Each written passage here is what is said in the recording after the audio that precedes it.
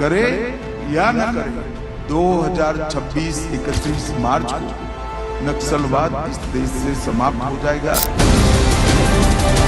ಕಳೆದ 50 ವರ್ಷಗಳ ಕಾಲ ಭಾರತ ತನ್ನೊಳಗೆ ಒಂದು ಅದೃಶ್ಯ ಯುದ್ಧವನ್ನು ಎದುರಿಸುತ್ತಿತ್ತು.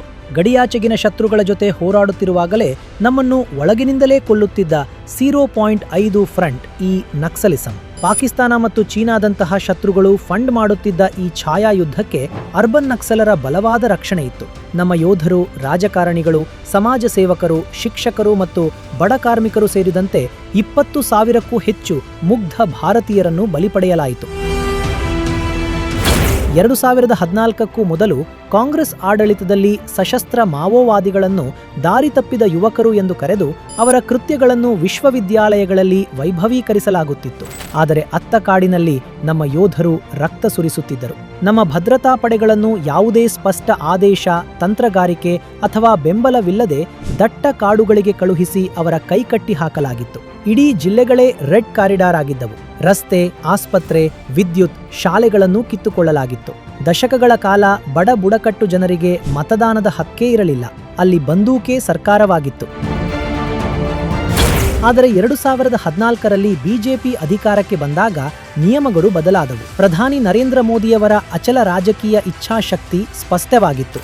ಹಿಂಸೆ ಮತ್ತು ಮಾತುಕತೆ ಒಟ್ಟಿಗೆ ಸಾಗಲು ಸಾಧ್ಯವಿಲ್ಲ. ಭಯೋತ್ಪಾದಕರಿಗೆ ಕ್ಷಮೆ ಇಲ್ಲ. ಗೃಹ ಸಚಿವ ಅಮಿತ್ ಶಾ ಅವರು ಸಮಾಧಾನ ತಂತ್ರಗಾರಿಕೆಯನ್ನು ಜಾರಿಗೆ ತಂದರು. ಇತಿಹಾಸದಲ್ಲೇ ಮೊದಲ ಬಾರಿಗೆ ಭದ್ರತಾ ಪಡೆಗಳಿಗೆ ಡೆಡ್ಲೈನ್ ನೀಡಲಾಯಿತು ಮತ್ತು ನಕ್ಸಲರಿಗೆ ಸ್ಪಷ್ಟ ಎಚ್ಚರಿಕೆ ರವಾನೆಯಾಯಿತು. ಒಂದೋ ಶರಣಾಗಿ, ಇಲ್ಲವೇ ಹತರಾಗಿ. ನಮ್ಮ ಕೋಬ್ರಾ ಕಮಾಂಡೋಗಳು ಮತ್ತು ಡಿಆರ್ಜಿ ಯೋಧರನ್ನು ಬೇಟೆಗಾರರಂತೆ ಸಜ್ಜುಗೊಳಿಸಲಾಯಿತು. ಡ್ರೋನ್, ನೈಟ್ ವಿಷನ್, ಭದ್ರವಾದ ಕ್ಯಾಂಪ್ಗಳು ಮತ್ತು ಸರ್ಕಾರದ ಅಚಲ ಬೆಂಬಲದೊಂದಿಗೆ ಭಾರತದ ಪ್ರತಿಯೊಂದು ಇಂಚು ಭೂಮಿಯನ್ನು ಮರಳಿ ಪಡೆಯುವ ಕಾರ್ಯಾಚರಣೆ ಶುರುವಾಯಿತು. ಅದರ ಫಲಿತಾಂಶ ಇಂದು ಕಣ್ಣ ಮುಂದಿದೆ.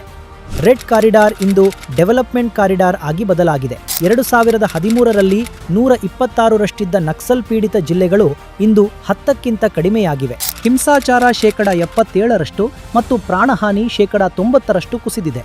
ಬಾಂಬ್ ಸಿಡಿಯುತ್ತಿದ್ದ ಜಾಗದಲ್ಲಿ ಇಂದು ಡಾಂಬರ್ ರಸ್ತೆಗಳು, ಮೊಬೈಲ್ ಟವರ್ಗಳು ತಲೆ ಎತ್ತಿವೆ. ನಕ್ಸಲರ ಕಾಂಗರೂ ಕೋರ್ಟ್ಗಳಿದ್ದಲ್ಲಿ ಇಂದು ಮಕ್ಕಳಿಗಾಗಿ ಏಕಲವ್ಯ ಶಾಲೆಗಳಿವೆ.